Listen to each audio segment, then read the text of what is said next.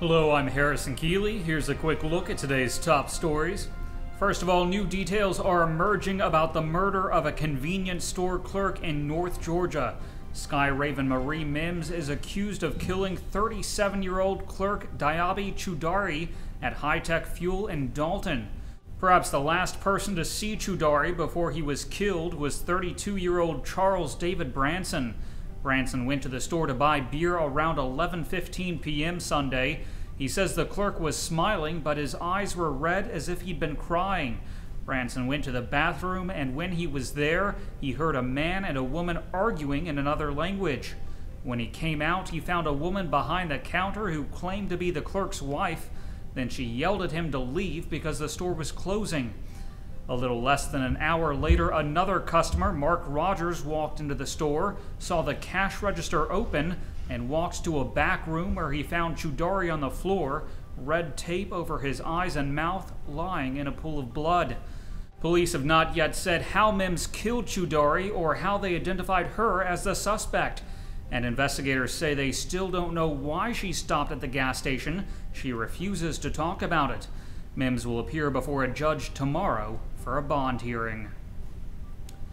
A new shopping center planned for Fort Oglethorpe will bring a bevy of new retailers to the area. Shops announced include Marshall's, Hobby Lobby, Petco, Ross Dress for Less, and Rack Room Shoes. CBL, which owns Hamilton Place Mall, is building the new center, which will be called Parkway Plaza. Construction will start in June on Battlefield Parkway next to the Walmart. The center should be open next spring. After 6 weeks of traffic problems, relief has finally arrived for drivers exiting Highway 27 at Signal Mountain Road. Workers just completed a new 2-lane ramp at the intersection. It should help reduce travel time for thousands of drivers. Traffic delays there caused TDOT to rush to build the ramp. It was originally supposed to be finished by the end of the month. A Chattanooga police officer is accused of punching her nephew. 35-year-old Kamika Bruce allegedly punched 24-year-old Marcus Berry after he failed to pay money owed to her for a water bill. Bruce is on paid leave pending an investigation. She's scheduled to appear in court on Monday. Trace amounts of prescription drugs have been found in water from the Tennessee River. UTC professor Sean Richards says his team found amounts of 13 pharmaceuticals in all 160 sample points along the river. How did they get there? Well, he says virtually every pill residents take ends up in the river through sewage treatment plants. But while the chemical concentrations weren't yet high enough to be dangerous to people, there's not enough research to determine if the drugs are bad for the environment.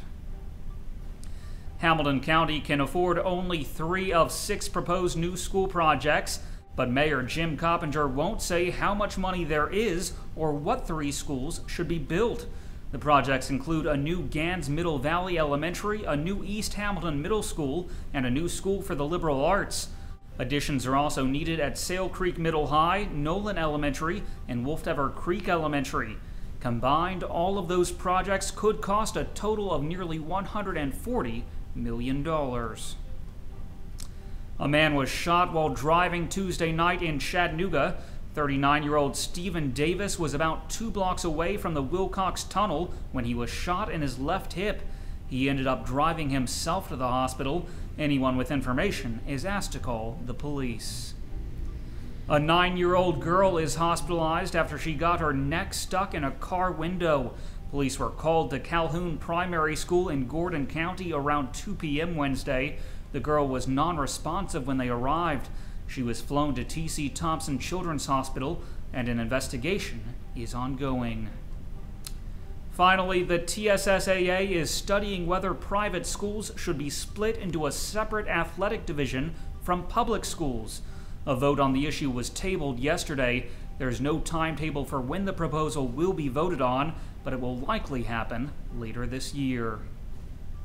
Turning to weather, today will be sunny with a high near 52 degrees. The low tonight will be around 34. That's it for today's newscast. Thanks for being with us. You can find more on these stories and breaking news all day long at timesfreepress.com.